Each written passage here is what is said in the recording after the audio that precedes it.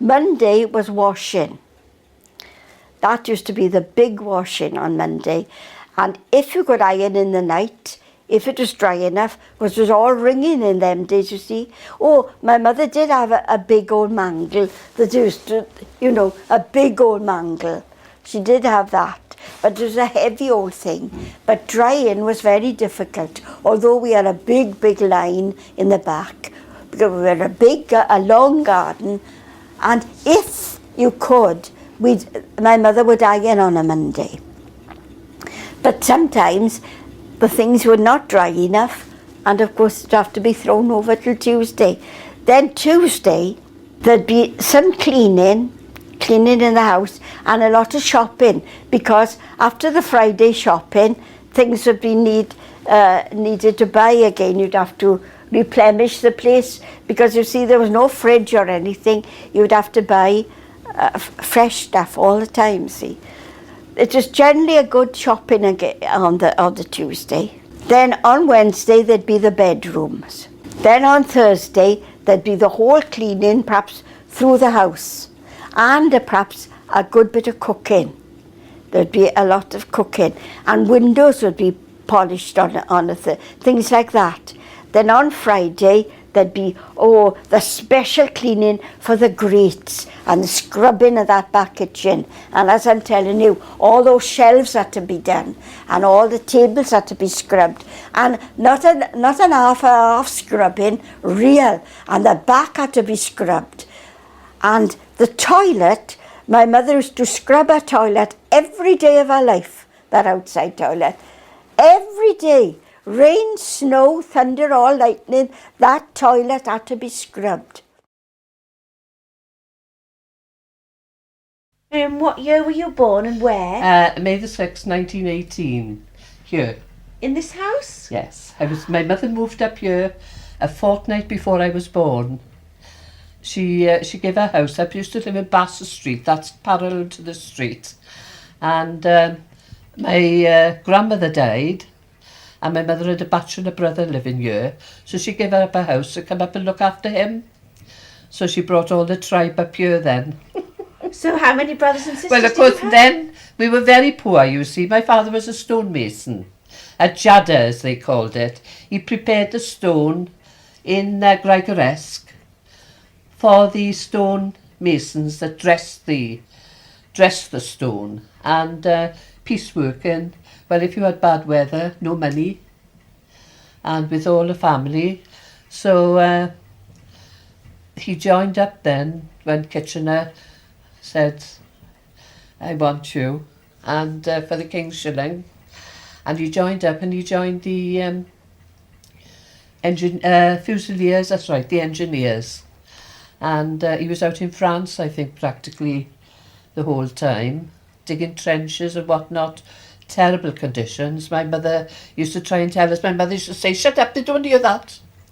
She didn't like us hearing too much. Dreadful, I think. Anyway, he was discharged then in 1917, and I think he spent a year in Chepstow Hospital just by St Lawrence with being gassed and bronchitis and everything. And I think I must have been a weekend leave, because I was born then, you see, in the May, before the war finished in the November. So he called me Irene, which is, I don't know if you know the meaning of Irene, peace.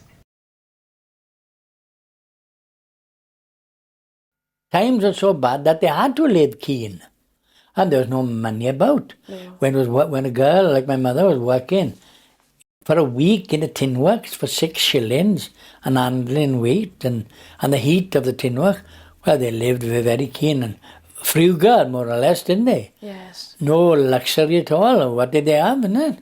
What did they do? What are the girls doing in the tin works? Opening, several. If they're in the mills, they were opening the plates. Mm. If they're in the tin house, they were putting before the machinery came more modern, putting the bran over the plates, nothing to catch. And everything like that was the girl's job, not the man. Anything what they considered a light job, that's a girl's job. Tending in the pickling, carrying plates, not so heavy as the mill plates. No. All the mill plates you could have it under. Well, you had to be there. It was hard work for a woman. Yes. Well, do. They think you're insane now if you work like that, man. When you couldn't walk home, you were too tired to walk home because of the sweat you lost. Couldn't eat your food, couldn't sleep, too tired to sleep, too hungry to eat.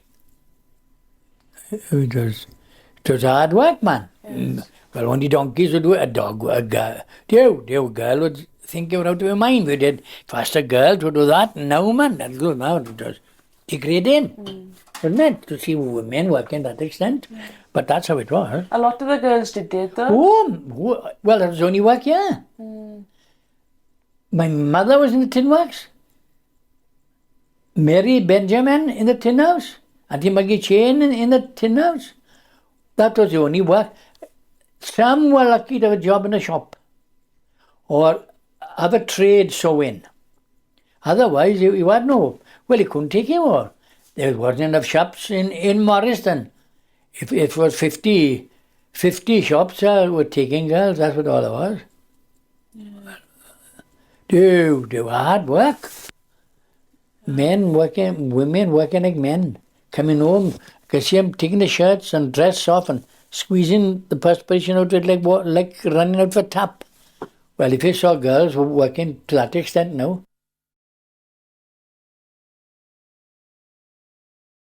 What did you find to do at night then? Well, we should not do much, as I said. We would go to band of open washing. But anyhow, we'd go out some nights, me and my sister. We were supposed to be always go out. We'd meet one another, we'd go out when we were kids, go out, right. And there used to be the swimming baths up there years ago. And they had dancing up there first. Oh, and me and my sister, we used to love, and of course it's on our way home, like, innit? We used to love, we wish we could go in, you know. We used to sit on the steps and watch, because we knew we dare not go in, see. Oh no, we'd say, wouldn't we like to go in? And my father used to say, yes, let me catch you in there. I'll come, I'll strap you in front of all of them. And we was too scared. But we'd sit on the step, and plus they'd open the door, and we'd have a peep to see these youngsters dancing in it. Do you remember women working in the brickyard? Yes, years ago. Yeah. What sort of work did they do then? Making bricks, girl. Did they? Yeah. And mine I was very small then, but I can remember, because I tell you what, I remember an old woman there, and she used to smoke a clay pipe. Yeah. And that always stuck in my mind. That was funny. Yeah.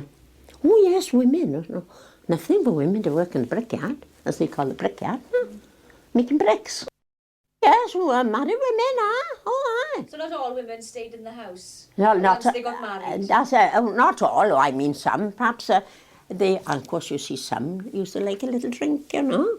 I know they used to do that, because I know there was one poor soul, she used to live up here, harmless enough, poor soul. But I've seen her going through, having a little drink, you know, and she was smoking a pipe, that one was too, living in the terrace.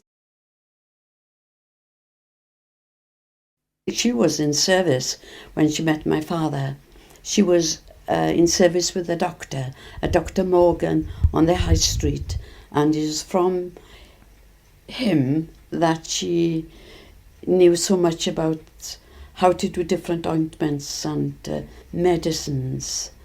I remember my mother saying that typhoid fever was at one time very bad in the valley. She lost 2 brothers with typhoid, and when she was still in service with Dr. Morgan, she went up home, and that was in 37 St. Street, and she nursed the rest of the family.